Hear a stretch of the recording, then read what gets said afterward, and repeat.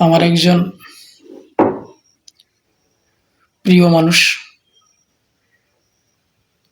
উদীয়মান বাদ্যকার, কিশোর কবি। তার নাম প্রত্যয় কুমার দাস।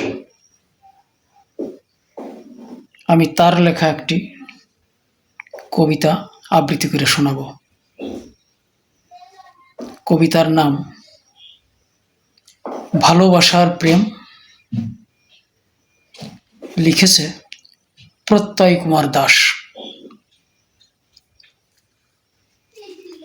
সুখের আশায় যার স্বপ্ন আসে, প্রেমের আলোয় সে নিরাশায় ভাসে।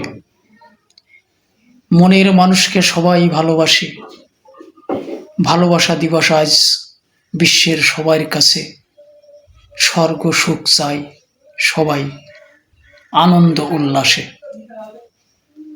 ছন্দ লিখেছি আমি প্রত্যয়, ভালোবাসা দিবসে যেন সবাই সবাইকে ভালোবাসে।